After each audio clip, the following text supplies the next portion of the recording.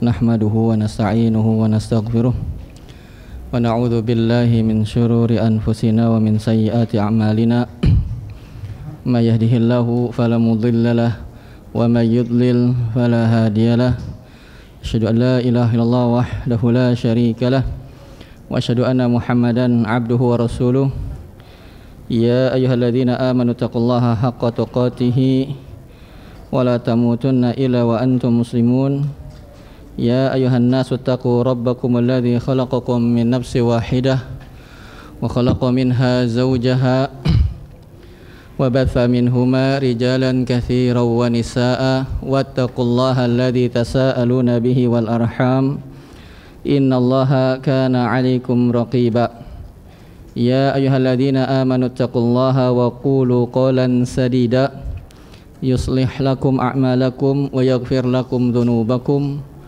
wa may yuti'illaha wa rasulahu faqad faza fawzan 'azima amma ba'd fa inna asdaqal hadithi kitabullah wa khairul hadi hadi Muhammadin sallallahu alaihi wasallam wa syarrul umuri muhdatsatuha wa kullu muhdatsatin bid'ah wa kullu bid'atin dhalalah wa kullu dhalalatin finnar. Alhamdulillah, segala puja dan puji syukur marilah kita panjatkan kepada Allah Subhanahu wa taala. Pada malam hari ini Allah berikan kesempatan kepada kita untuk bisa menuntut ilmu agama. Salah satu ibadah yang sangat agung yaitu mempelajari agama ini. Suatu nikmat yang tidak Allah Subhanahu wa taala berikan kepada semua orang. Allah pilih di antara hamba-hambanya untuk diberikan kesempatan, diberikan kemauan untuk menghadiri majelis-majelis ilmu. Ya, ada orang-orang yang pengen punya keinginan yang kuat untuk belajar tapi tidak diberikan kesempatan, sibuk. Ya, ada orang yang senggang waktunya tapi tidak ingin. Maka kita diberikan dua nikmat ini. Waktunya ada diberikan oleh Allah dan juga keinginannya pun ada. Maka ini adalah nikmat yang sangat agung, yang sangat besar, yang wajib bagi kita untuk mensyukurinya. Terutama anak-anak yang dirahmati Allah, ini adalah nikmat yang sangat besar. Ya, bisa belajar agama, suatu kebanggaan di hadapan Allah Subhanahu wa taala. Yang mungkin tidak semua anak-anak ada yang bisa diberikan nikmat ini. Ya, ada anak-anak yang boro-boro belajar, ya, tapi membantu kedua orang tuanya yang kesulitan. Maka kalian tinggal duduk, tinggal benar-benar beribadah. Ya, semua telah disiapkan, bersyukur kepada Allah Subhanahu wa taala. Dan nikmat ini anak-anak terutama yang dirahmati Allah, siswa dan siswi, dan juga secara umum pada para jamaah, adalah nikmat yang nanti akan dimintai pertanggungjawabannya oleh Allah Subhanahu wa taala. Ya, dalam sebuah hadis riwayat Imam At-Tirmidzi, sallallahu alaihi wasallam bersabda, "Ma tuzalu qadama 'abdin yaumal qiyamah." Tidak akan bergeser kedua kaki seorang hamba pada hari kiamat, tidak akan bergeser, akan tetap pada tempatnya di hadapan Allah Subhanahu wa taala. Hatta yus'alu an khams, sampai ditanya 5 perkara. Dalam hadis yang riwayat Tirmidzi, ya, ada 5. An umrihi fima afnah, umurnya dihabiskan oleh apa? Untuk apa? Anak-anak, bapak-bapak, ibu-ibu, umurnya habis untuk apa? Ya, untuk hal yang sia-sia, untuk maksiat. Jangan berarti bahwasanya ini umur saya, terserah saya, tidak, akan dimintai pertanggungjawabannya oleh Allah. Nanti habisnya untuk apa? Untuk main game, ya, untuk tiktokan, naudzubillah. Ya, untuk hal-hal yang sia-sia akan ditanya oleh Allah. Yang kedua, an syababihi fima ablah, waktu mudanya itu dihabiskan untuk apa? Ya, mungkin bapak-bapak kalian, anak-anak yang dirahmati Allah, tidak merasakan nikmat yang seperti kalian rasakan, bisa belajar dari usia dini. Mungkin bapak-bapak kalian baru belajar udah ya punya buntut, ya, buntutnya udah banyak, punya anak, ya, baru diberi kesempatan belajar. Ya, tapi kalian anak-anak yang dirahmati Allah dari kecil sudah diberikan kesempatan oleh Allah untuk bisa belajar agama, maka ini akan ditanya sama Allah. Nggak bergeser tuh kita kakinya. Ya. Kemudian juga di antara yang lain, an malihi, hartanya. Min aina iktasaba, dari mana dia dapatkan, wa fi ma anfaqa, kemana dia habiskan hartanya itu. Bukan harta saya, terserah saya yang capek-capek, ya terserah saya, suka-suka saya tidak.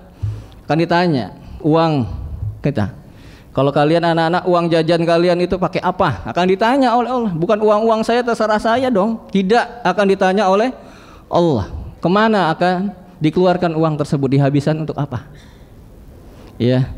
Kemudian yang terakhir adalah an ilmihi fi ma amila fih.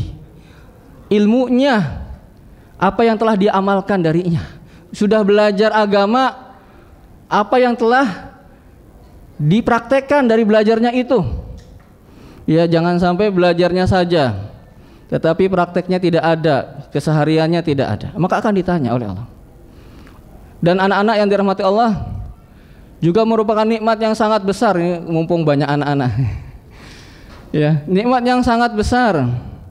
Ya, bisa belajar agama itu nikmat juga yang sangat besar. Bahkan salah satu golongan, hadis riwayat Bukhari dan Muslim, yang Allah berikan naungan di hari tidak ada naungan kecuali naungan Allah. Sab'atun yudhilluhumullah yauma la dhilla illa dhilluh. Ada 7 golongan. Nanti di padang mahsyar anak-anak, semua orang itu dikumpulkan dari yang pertama sampai yang terakhir. Kumpulkan satu tempat. Matahari didekatkan, kemanasan, maka ada 7 golongan yang diberi naungan oleh Allah. Ya, di antaranya adalah syabun nasya'a fi ibadatillah, pemuda yang habis usianya untuk beribadah kepada Allah, yang tumbuh, seorang pemuda yang tumbuh dalam beribadah kepada Allah seperti kalian ini, insya Allah. Ya, habis waktunya untuk menghafalkan Al-Quran, untuk belajar, maka insya Allah kalian adalah termasuk salah satu golongan yang diberi naungan oleh Allah Subhanahu wa Ta'ala. Maka nikmat yang besar. Lalu harus mensyukurinya, wajib anak-anak. Jadi materinya ini penerimaan siswa baru ya. Ya nggak apa-apa ya, kok banyak anak-anak kesempatan nih. Ya, jadi wajib bersyukur anak-anakku yang dirahmati Allah. Ya. Wajib bersyukur. Bagaimana bersyukurnya? Belajar dengan rajin, belajar dengan giat, ya, tekun, tidak banyak main. Ya, main boleh pada waktunya, serius belajarnya. Karena anak-anak, kalau kalian benar-benar serius, pahala mengucur sama kalian. Terus capeknya kalian, aduh, susahnya ngafal Quran, dapat pahala. Duduknya kalian, tidurnya kalian dapat pahala terus. Ya, oleh karenanya disyukuri anak-anak. Bagaimana mensyukurinya? Dengan rajin dan giat dan sungguh-sungguh dalam belajar. Salawat beserta salam semoga tercurah kepada Nabi kita Muhammad sallallahu alaihi wasallam, pada istri beliau, kerabat beliau, sahabat-sahabat beliau, dan orang-orang yang mengikuti mereka dengan baik. Jamaah yang dirahmati Allah Subhanahu wa Ta'ala, sebagaimana pada pekan terakhir, ya, ada pembelajaran tentang Kitabut Tauhid, ya, yang bukunya sudah banyak bisa didapati di toko-toko buku atau di internet, bisa di-download, ya, agar lebih maksimal dalam mengikuti pembelajarannya. Dan alhamdulillah telah sampai pembahasan kita pada bab yang keempat. Ya, bab yang keempat, al-khawfu minasyirk, takut terhadap kesyirikan. Jadi kesyirikan itu, anak-anak yang dirahmati Allah Subhanahu wa Ta'ala, jamaah yang dirahmati Allah, itu adalah sesuatu yang sangat-sangat berbahaya. Bahaya yang paling tinggi, tingkat berbahayanya adalah kesyirikan. Ya, kesyirikan menghancurkan kehidupan seseorang di dunia dan di akhirat. Ya, sia-sia hidupnya di dunia, merugi di akhirat. Iya. Oleh karenanya bahkan para nabi, diantaranya Nabi Ibrahim alaihissalam, berdoa kepada Allah, wajnubni wa baniya an na'budal asnam, ya Allah, jauhkanlah aku dan keturunanku dari menyembah berhala. Seorang nabi yang salah satu simbol dakwahnya dakwah tauhid, yang masih berdoa kepada Allah untuk dijauhkan dari kesyirikan. Kemudian kesyirikan pula adalah sesuatu yang paling ditakutkan oleh Nabi kita Muhammad SAW mengenai atau menimpa para sahabatnya. Sahabat adalah orang-orang terbaik yang dipilih oleh Allah untuk menemani Nabi kita Muhammad SAW. Tapi Rasulullah masih mengkhawatirkan diri-diri mereka terjatuh kepada kesyirikan. Bagaimana Rasulullah SAW bersabda, akhwafu ma akhafu alaikum asyirkul asghar. Yang aku paling takutkan kepada kalian, yaitu kalian para sahabat, adalah syirik asghar. Fasu'ila anhu, beliau ditanya tentang apa itu syirik asghar, maka beliau menjawab ar-riya, yaitu riya, melakukan amalan karena ingin dilihat oleh orang, dipuji oleh orang. Itu adalah bentuk kesyirikan yang paling ditakutkan Rasulullah menimpa para sahabat. Ini sudah kita bahas nanti sampai pada dalil yang terakhir. Kemudian juga kenapa juga kesyirikan sangat mengerikan, mengkhawatirkan? Karena ada ancaman dari Allah Subhanahu wa taala, orang yang melakukan kesyirikan diancam masuk ke dalam neraka. Dan bagaimana sabda Rasulullah SAW, man mata wa huwa yad'u min dunillahi niddan dakhalan nar. Barang siapa yang meninggal dalam keadaan dia menyeru, dia berdoa kepada selain Allah, maka dia pasti akan masuk ke dalam neraka. Ya.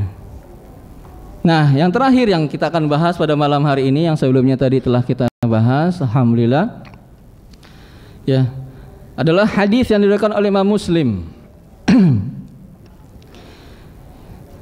Rasulullah SAW bersabda, man laqiyallaha, barang siapa yang bertemu dengan Allah, la yusyriku bihi syai'an, dia tidak mensekutukan Allah dengan sesuatu apapun.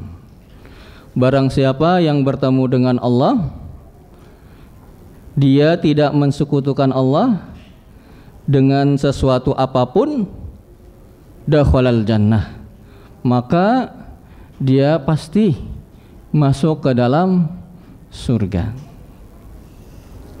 Jadi gimana? Barang siapa yang bertemu dengan Allah, tidak mensekutukannya dengan sesuatu apapun, pasti masuk surga. Wa man laqiyahu, barang siapa yang bertemu dengan Allah, kecepatan ya? Cepetan enggak? Enggak. Man laqiyahu, barang siapa yang bertemu dengannya, dengan Allah, yusyriku bihi syai'an, dia mensekutukannya dengan sesuatu pun, dakhalan nar, dia pasti masuk ke dalam neraka. Hadisnya riwayat Muslim. Ke jamaah yang dirahmati Allah Subhanahu wa taala, ya. Dalam hadis ini terdapat ancaman bagi orang-orang yang mensekutukan Allah, ya, yaitu Allah masukkan dia ke dalam neraka. Man laqiyallah la yusyriku bihi syai'an, barang siapa yang bertemu dengan Allah, dia mensekutukannya dengan sesuatu apapun. Pada kata syai'an ini telah kita bahas berulang-ulang kali, tapi mungkin bagi jamaah yang belum mengetahuinya, mudah-mudahan bisa bermanfaat, menjadi faedah ilmu. Ya, kata syai'an dalam bahasa Arab itu dikategorikan nakirah. Nakirah mudahnya enggak ada alnya, mudahnya. Ya, kata syai'an ada huruf alif lamnya enggak, anak-anak? Enggak ada ya. Itu disebut dalam bahasa Arab atau diistilahkan adalah nakirah. Ada kaidah, ya, balaghiyah dalam bahasa Arab, dalam balaghah, an-nakirah fi siyaqin nafi nahi, syarat, istifham yufidul umum. Kalau ada nakirah, tadi nakirah itu apa jemaah? Yang nggak ada alnya mudahnya ya. Dalam konteks kalimatnya itu negatif. Negatif itu yang tidak atau jangan. Misalnya Muhammad makan, itu positif. Muhammad tidak makan, itu negatif. Ya ada tidak atau jangan. Atau jangan Muhammad, jangan makan wahai Muhammad, itu negatif. Kalau ada nakirah di konteks kalimat yang negatif, ya, atau syarat. Syarat itu barang siapa begini maka begitu. Nah itu namanya syarat. Nah ada nakirah di konteks kalimatnya negatif atau syarat dalam konteks kita hadis ini, atau istifham. Istifham itu kata tanya. Maka nakirah tadi berfungsi umum. Jadi apa kaitannya? Maksudnya ya barang siapa yang mensekutukan Allah dengan siapapun juga, dengan apapun juga, pokoknya umum, pokoknya selain Allah, mensekutukan Allah dengan selain Allah, selain Allahnya itu siapa atau apa, umum, kata itu nakirah. Ya, baik berupa makhluk yang paling mulia seperti Rasulullah SAW, ya, atau benda-benda lain, apalagi yang di bawah Rasulullah SAW, apalagi cuman benda saja, maka termasuk kata syai'an tadi. Maka Allah tidak boleh disekutukan dengan apapun juga, dengan siapapun juga, karena lafadznya nakirah dalam konteks kalimat syarat. Mungkin anak-anak terlalu berat ya, ya nggak apa-apa, ya dibiasakan aja. Mudah-mudahan suatu saat paham. Ya yang penting bapak-bapaknya mudah-mudahan. Iya, jadi nakirah dalam konteks kalimatnya, syarat dalam konteks pembahasan hadis kita ini, maka berfungsi umum. Maksudnya apa? Barang siapa bertemu dengan Allah, kemudian dia mensekutukan Allah dengan siapapun juga, dengan apapun juga, maka ancaman dari Allah adalah masuk ke dalam neraka. Yeah. Pertanyaan, tadi barang siapa mensekutukan Allah, ya, kemudian Allah ancam dakhalan nar, pasti akan masuk ke dalam neraka. Pertanyaannya, syiriknya itu adalah syirik akbar atau syirik asgor?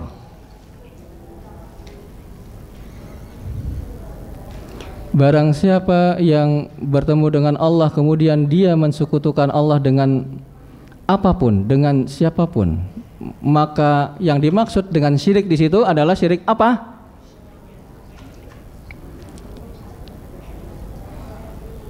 Adalah umum, baik syirik akbar dan juga termasuk syirik asghar. Pokoknya mensekutukan Allah, mau syiriknya akbar, mau syiriknya asghar, maka Allah ancam dia untuk masuk ke dalam neraka. Lalu bedanya apa? Apabila seseorang mensekutukan Allah, syiriknya syirik akbar, maka dia kekal di dalam neraka. Ya, tidak diampuni dosanya kalau dia tidak bertobat, dan dia kekal selama-lamanya di dalam neraka. Ya. Kalau syiriknya syirik asghar, maka bagaimana? Kalau syiriknya syirik asghar, pertanyaan pertama, apakah syiriknya itu diampuni oleh Allah atau tidak? Syiriknya diampuni tidak, syirik asghar oleh Allah? Masih ingat atau masih lupa bapak-bapak? Kalau syirik asghar, apakah diampuni dosa syiriknya? Kalau dia belum bertobat, meninggal bawa dosa syiriknya syirik asghar, belum bertaubat, apakah syiriknya tersebut, dosa syiriknya tersebut diampuni oleh Allah atau tidak? Baik, diampuni apabila dikehendaki. Satu suara. Maksudnya satu suara, sepakat semuanya para ulama.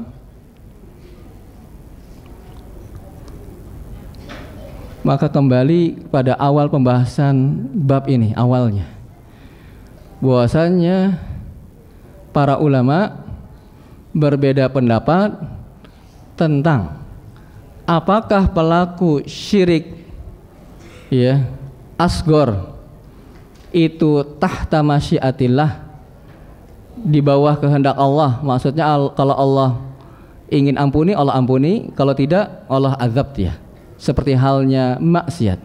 Kalau maksiat jamaah, kalau seorang meninggal membawa dosa maksiat, dia belum bertobat, maka kemungkinannya dua. Yang pertama kemungkinannya Allah ampuni, yang kedua kemungkinannya Allah tidak ampuni, Allah azab dia. Kalau seorang berbuat maksiat dan dia belum bertobat ketika meninggalnya, kemungkinannya berapa? Dua. Allah ampuni dosanya walaupun dia belum bertobat, atau Allah tidak ampuni dia, maka Allah akan azab dia. Dalilnya apa? Innallaha la yaghfiru an yushraka bihi wa yaghfiru ma duna dzalika liman yasha. Sungguhnya Allah tidak mengampuni dosa kesyirikan dan mengampuni dosa di bawah kesyirikan, yaitu maksiat, bagi siapa yang Allah kehendaki. Ya, itu surat apa? An-Nisa ayat berapa? Ayat 48 dalilnya. Pelaku maksiat apabila dia meninggal belum bertaubat, maka kemungkinannya dua. Berdasarkan dalil surat An-Nisa ayat 48. Innallaha la yaghfiru an yushraka bihi. Sungguhnya Allah tidak mengampuni kesyirikan dan mengampuni dosa di bawah kesyirikan, yaitu maksiat, bagi siapa yang Allah kehendaki. Jadi kemungkinan kalau Allah kehendaki dia diampuni, diampuni. Kalau tidak, tidak. Ya, apakah syirik asgor seperti maksiat? Masih lupa tidak Bapak?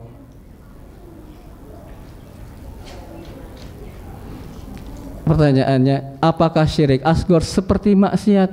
Dalam kata lain, apabila meninggal belum bertobat, maka kemungkinannya dua juga. Jawabannya, para ulama berbeda pendapat tentang permasalahan ini. Ada yang mengatakan bahwasanya syirik asgor itu pun tidak diampuni, ya, tidak diampuni, pasti diazab. Seperti dalam lafaz tadi, innallaha la yaghfiru an yushraka bihi. Ini kaitannya sama bahasa Arab, ada masdar muawwal, an yushraka. Masdar muawwal itu nakirah. Nakirah dalam konteks kalimatnya negatif lagi, innallaha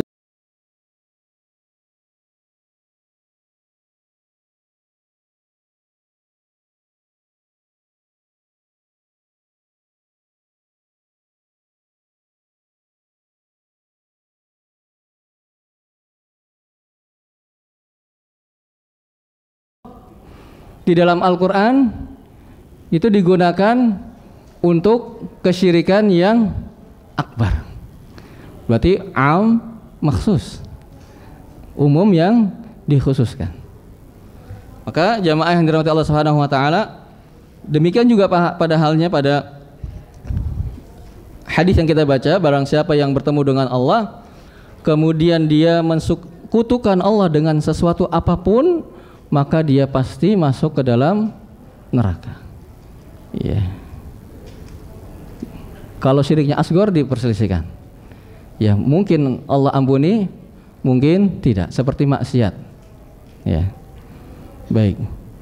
Ala kulli hal, kesimpulannya tetapi kita masih khawatir jemaah. Walaupun dengan pendapat ulama yang menyatakan syirik asgor itu diampuni atau tahta masyiatillah, kemungkinan masih bisa diampuni oleh Allah. Tapi kita khawatir, karena kalau diampuni, kalau tidak bagaimana? Iya, maka kemungkinannya 50%, 50%, terlalu besar kemungkinan. Maka tetap khawatir kita. Ya, bahwasanya dosa syirik, walaupun itu syirik asgor, masih bisa memungkinkan ya Allah Subhanahu wa taala mengazab kita. Kalau kita berpendapat seperti pendapat para ulama yang menyatakan diampuni, ada kemungkinan diampuni. Baik. Kemudian jamaah yang dirahmati Allah Subhanahu wa taala,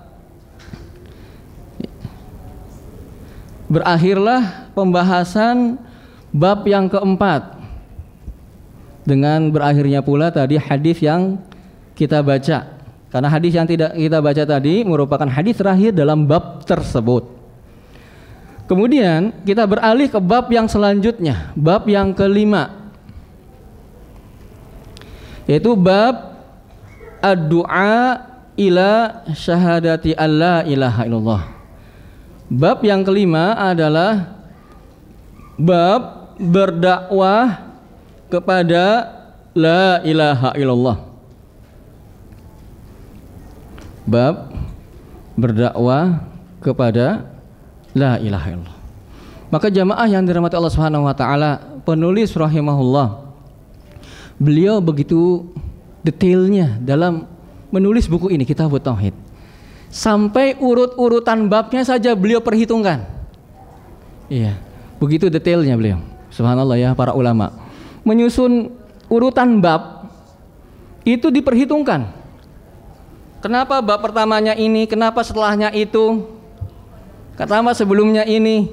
Beliau sangat memperhitungkan hal ini, subhanallah. Ya, ketelitian dan kepresisiannya begitu tinggi.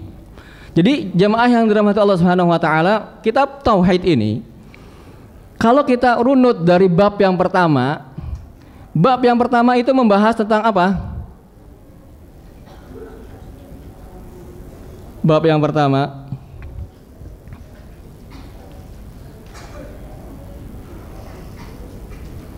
tentang wajibnya bertauhid atau tentang mengenal seputar tentang tauhid. Kemudian bab yang kedua membahas apa? Ini kita jangan nanti bab terakhir, bab sebelumnya lupa, yang ingat bab terakhirnya nih jamaah. Ya, bab yang kedua adalah tentang keutamaan tauhid.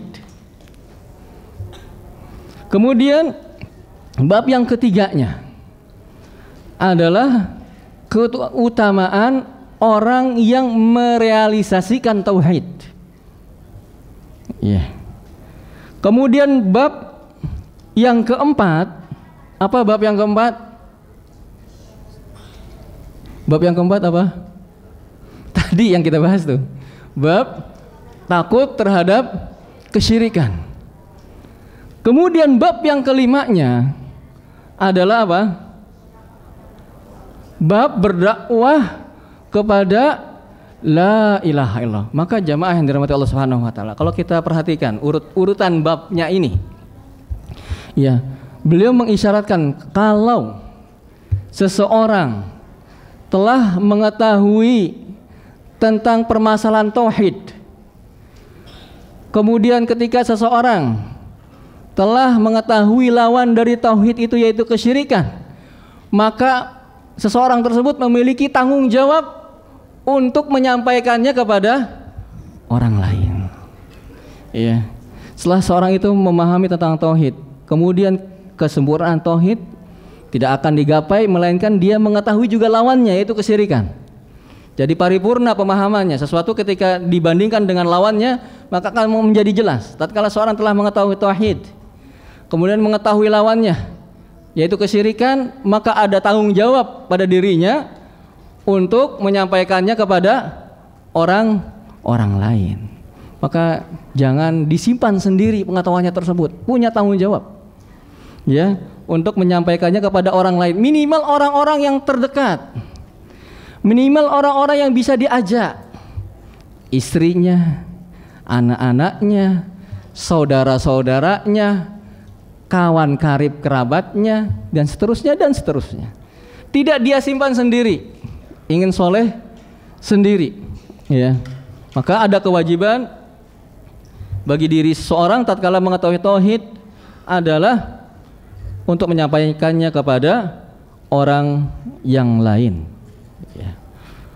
Jamaah yang dirahmati Allah Subhanahu wa taala, Allah memuji orang-orang yang mendakwahkan agama ini. Allah Subhanahu wa taala berfirman, "Kuntum khaira ummatin ukhrijat linnas." Kuntum, kalian adalah sebaik-baiknya umat yang pernah dikeluarkan kepada manusia. Itu surat apa ya? Ada yang hafal? Sebentar.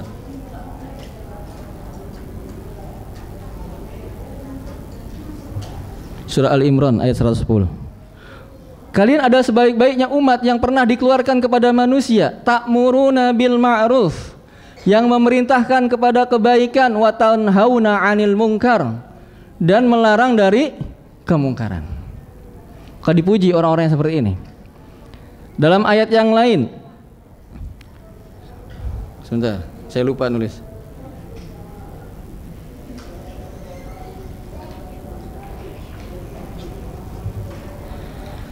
Masih surat Al-Imran ayat 104, Allah Subhanahu wa taala berfirman, "Wal takum minkum," hendaknya ada di antara kalian ummatun, sekelompok umat, yad'una ilal khair, yang mengajak kepada kebaikan, ya wa ya'muruna bil ma'ruf wa yanhauna 'anil munkar. Maka Allah memuji orang-orang seperti ini yang menyampaikan agama ini kepada orang lain, tidak dia simpan untuk dirinya sendiri. Karena jamaah yang dirahmati Allah Subhanahu wa taala, permasalahan tauhid ini permasalahan untuk semua orang, bukan untuk orang-orang khusus. Ya, maka tidak disimpan untuk dirinya sendiri. Semua orang mempunyai apa? Mempunyai hak untuk mendapatkan pengetahuan tentang tauhid ini. Maka ada tanggung jawab bagi kita untuk menyampaikan tentang permasalahan tauhid.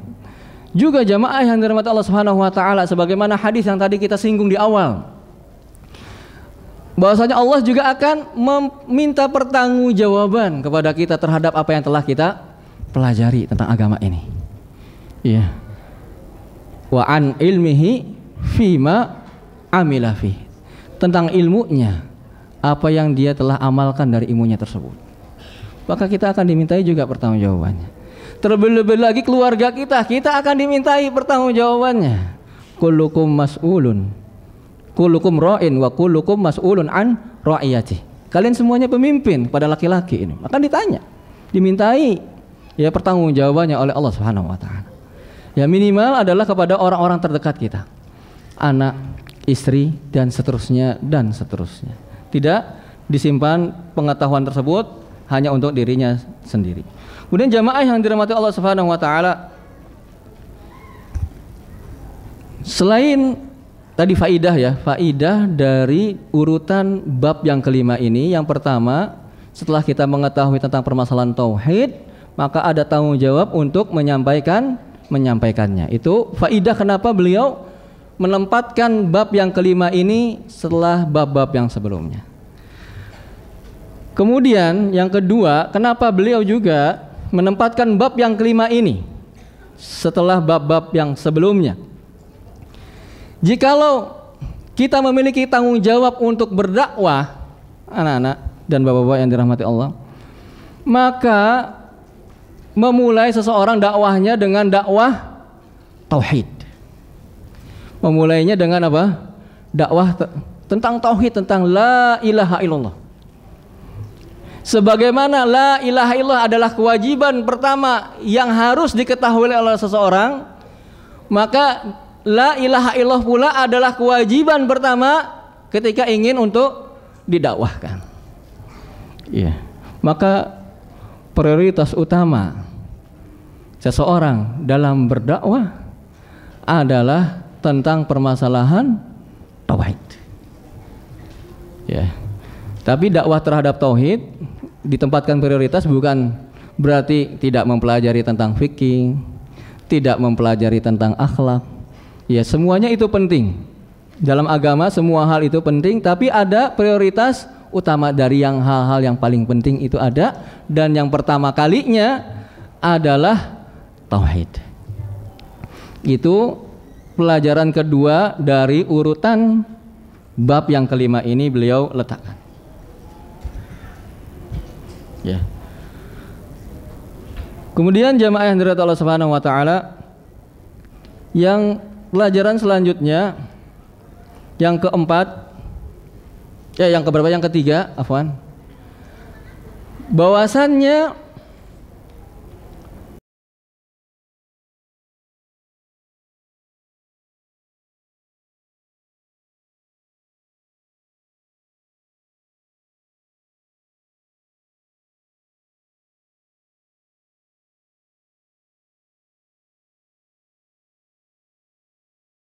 satu barometernya, salah satu tolak ukurnya adalah dia mendakwahkan tauhid la ilaha illallah. Karena tauhid la ilaha illallah adalah lawan dari kesyirikan tersebut.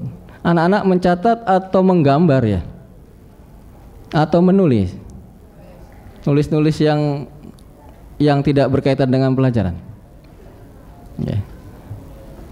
Jadi apa yang ketiga anak-anak?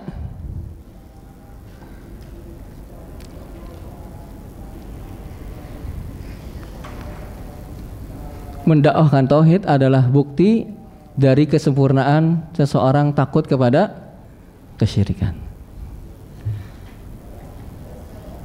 Kemudian jamaah yang dirahmati Allah Subhanahu wa taala, pelajaran selanjutnya dari urutan atau tartib penulis menempatkan bab ini di bab yang kelima, bahwasannya setelah bab yang kelima ini ya, bab-bab selanjutnya ya, penulis akan menjelaskan secara detail apa itu tauhid dan apa itu kesyirikan pada bab-bab setelah bab yang kelima ini.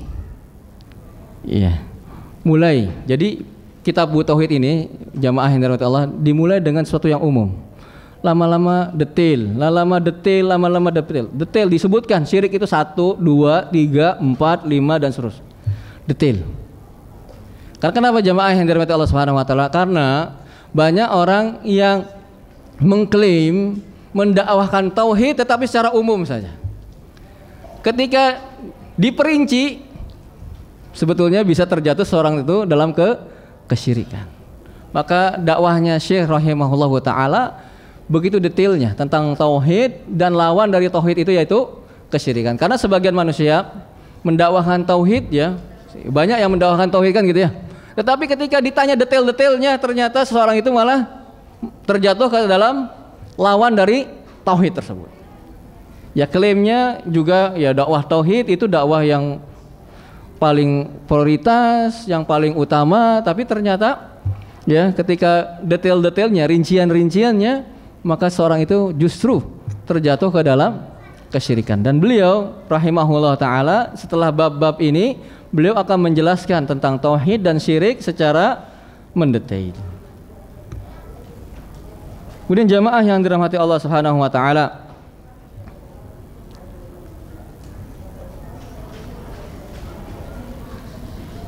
penulis rahimahullah taala memulai bab yang kelima ini dengan firman Allah Subhanahu wa taala dalam surat Yusuf ayat 108.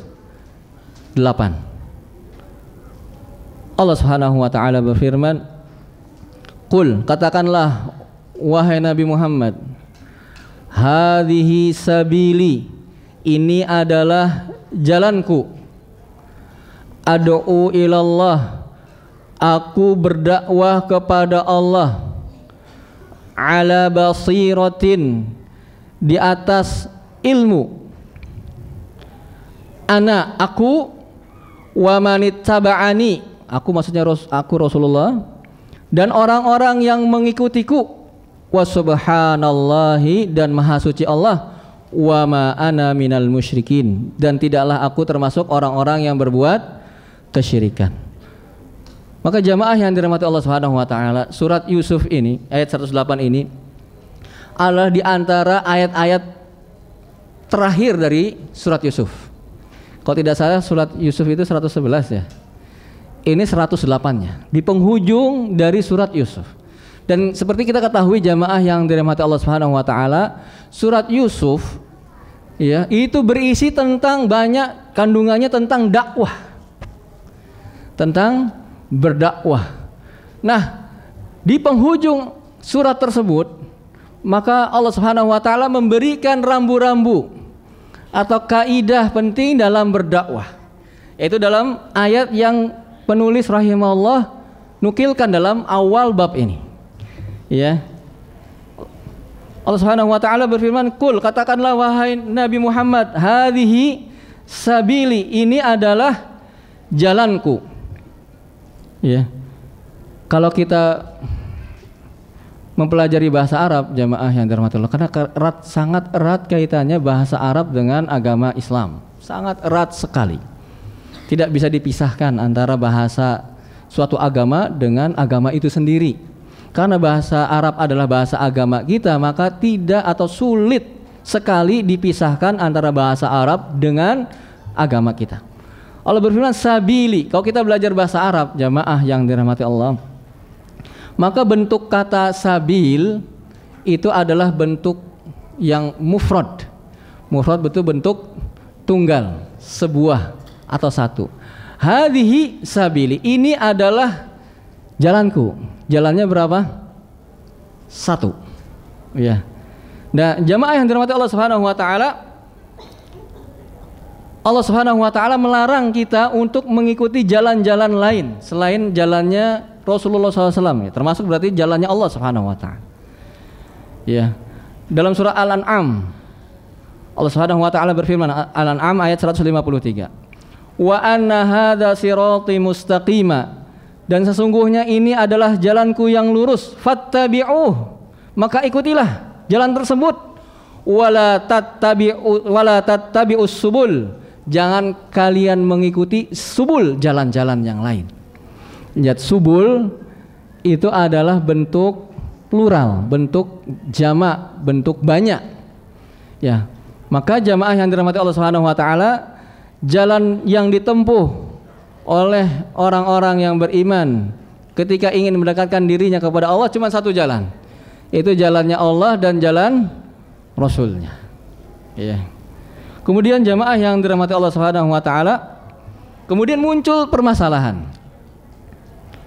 Kok kenapa dalam surat Al-Maidah ayat 16 Allah Subhanahu wa taala berfirman, "Yahdi bihillahu manittaba'a ridwanahu subulas salam."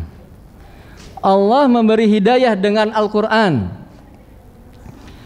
Manittaba'a ridwanah, orang yang mengikuti keridhoannya Allah. Subulas salam, jalan-jalan keselamatan. Kenapa dalam surat Al-Maidah itu kok ada jamak katanya, subul? Bukankah tadi dilarang kita mengikuti jalan-jalan? Jalan kebenaran itu bukankah cuma satu? Sebagaimana kul hadhihi sabili, satu jalan. Kok dalam surat Al-Maidah Allah berfirman, yahdi bihillahu manittaba'a ridwanahu subulas salam. Allah memberi hidayah dengan Al-Quran kepada orang-orang yang mengikuti keridhoannya, jalan-jalan keselamatan. Kok banyak? Tadi katanya apa? Jalannya Allah itu cuman satu. Kenapa di surah Al-Maidah ayat 16 itu ada banyak jalan? Maka jawabannya jamaah yang dirahmati Allah Subhanahu wa taala, di dalam surah Al-Maidah tadi, maka kata jalan-jalan yang banyak itu disifati dengan sifat subulas salam. Iya, idhofatul mausuf ila sifah, dimudofkan atau disandarkan jalan-jalan, tetapi jalan-jalan keselamatan. Maka jamaah yang dirahmati Allah Subhanahu wa taala, lalu apa sih jalan-jalan keselamatan tersebut? Semua hal yang mendekatkan kita kepada Allah itulah jalan-jalan keselamatan. Dari jalan yang satu tadi itu bercabang darinya itu banyak jalan-jalan lain yang menyampaikan kepada Allah. Jalan kebenaran itu cuma satu, yaitu qala Allah wa qala ar-rasul. Tapi di bawahnya, di bawah qala Allah wa qala Rasul itu bercabang banyak jalan-jalan. Misalnya salat itu qala Allah wa qala Rasul, bukan? Qala Allah wa qala Rasul. Maka salat adalah termasuk jalan keselamatan. Kemudian puasa qala Allah wa qala Rasul, bukan? Iya, maka puasa adalah jalan-jalan keselamatan. Dari jalan yang satu itu maka bercabang jalan-jalan keselamatan yang lain yang sesuai dengan qala Allah wa qala Rasul. Bisa diikuti Bapak-bapak? Kenapa kok dalam surat ini kok qul hadhihi sabili? Cuman satu. Para ulama mengatakan jalan kebenaran itu cuman satu. Bahkan tadi dicela mengikuti jalan-jalan yang lain. Fala tattabi'us subul. Janganlah kalian mengikuti jalan-jalan, dicela. Maksudnya jalan-jalan yang bukan berasal dari Allah dan Rasulnya. Kemudian jamaah yang dirahmati Allah Subhanahu wa taala, ad'u ilallah. Ini sudah Isya belum? Sudah Isya, udah azan? Sudah. Ya, muadzin sudah masuk waktu Isya. Man muadzin? Udah masuk belum? Sudah masuk? Sudah. Sudah lewat berapa menit? Sudah lama? Hah? Sudah lama lewatnya? Hah? 10 menit. Oh gitu kita cukupkan ya. Kok tidak terdengar ya? Biasanya terdengar. Bapak-bapak dengar suara azan? Enggak ya? Ya. Mungkin kelupaan juga. Ya? Oh, kajian juga jadi lupa sama nggak dengar ya. Tapi sudah masuk ya. Ya baik, kalau begitu kita cukupkan dulu. Insya Allah kita akan lanjutkan ya bab yang kelima pada pertemuan yang akan datang. Semoga bisa bermanfaat. Allahu a'lam bishawab. Kita tutup. Subhanakallahumma wa bihamdika asyhadu an la ilaha illa anta astaghfiruka wa atubu ilaik. Assalamualaikum warahmatullahi wabarakatuh.